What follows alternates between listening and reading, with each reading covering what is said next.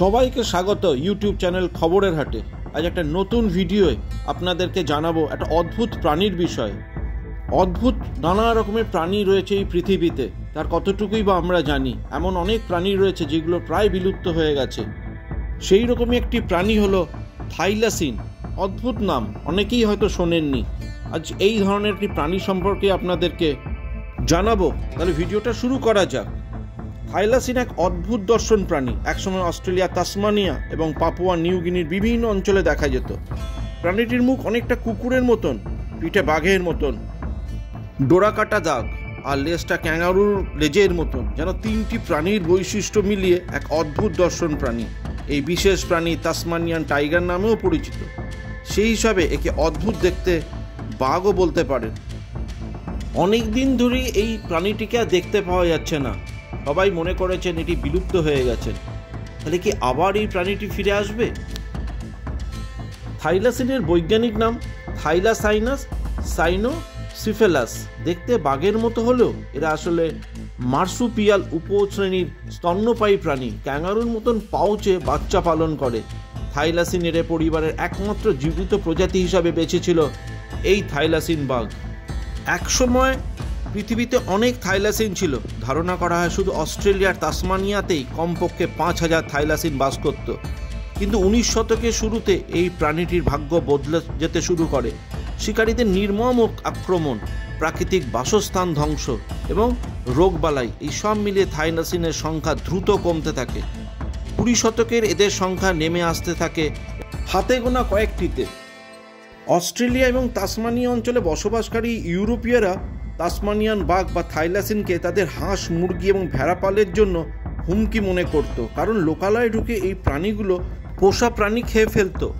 এই কারণে তাদেরকে হুমকি হিসাবে ভেবে ব্যাপক হারে হত্যা করা হয়। শিকারীদের এই নির্মম আক্রমণে থাইলাসিনের সংখ্যা কমতে কমতে ক্রমে বিলুপ্তের পথে এগিয়ে যায়। 1930 সালে মানুষের জানা শেষ বন্য থাইলাসিনটি এক শিকারীর হাতে মারা যায়। এরপর এদের আর বনে দেখা যায়নি। তাসমানিয়ান হোবার্টের বোম্যারিস চিড়িয়াখানায় রাখা হয় শেষ থাইলাসিনটিকে। বেঞ্জামিন নামে ডাকা হতো। সেটি মারা যায় 1936 সালে 7ই সেপ্টেম্বর। এর মাত্র 59 দিন আগে প্রাণীটিকে সংরক্ষিত ঘোষণা করেছিল অস্ট্রেলিয়া সরকার। কিন্তু ততদিনে অনেক দেরি হয়ে গেছে। অবশেষে 1986 সালে থাইলাসিনটিকে আনুষ্ঠানিকভাবে বিলুপ্ত প্রাণী হিসাবে ঘোষণা করা হয়। তবে থাইলাসিনকে ঘিরে কৌতূহল আজও ফুরায়নি। সাম্প্রতিক কিছু প্রতিবেদন বলছে অস্ট্রেলিয়ার বিভিন্ন অঞ্চলে নাকি আবার থাইলাসিন দেখা গেছে।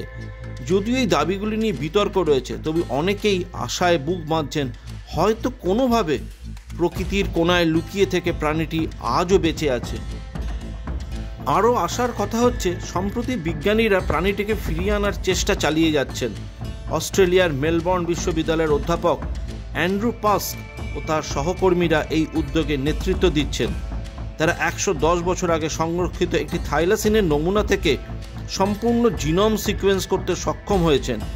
এই জিনোম সম্পাদনার মাধ্যমে ডুনার্ট নামে খুদে মার্সুপিয়াল প্রাণীর স্টেম কোষে থাইলাসিনের ডিএনএ প্রবেশ করিয়ে ভ্রূণ তৈরির পরিকল্পনা করেছেন এরা। এরপর সেই ভ্রূণটিকে একটি বাহক প্রাণীর দেহে স্থাপন করে থাইলাসিন জন্ম দেওয়ার চেষ্টা চলছে। বিজ্ঞানীরা আশা করছেন আগামী 5 থেকে 10 বছরের মধ্যে এই প্রক্রিয়া সফল হতে পারে। থাইলাসিন নিয়ে এই প্রকল্প মেলবোর্ন বিশ্ববিদ্যালয় ও টেক্সাস ভিত্তিক প্রতিষ্ঠান কোলোসাল এর যৌথ উদ্যোগে পরিচালিত হচ্ছে।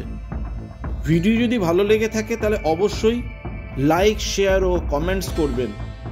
আর অবশ্যই চ্যানেলটিকে সাবস্ক্রাইব করতে ভুলবেন না। সাথে থাকুন, সঙ্গে থাকুন, আর সবসময় চ্যানেলটির সাথে জুড়ে থাকুন। সবসময় এরকম অদ্ভুত খবর পেতে হলে অবশ্যই দেখতে থাকুন।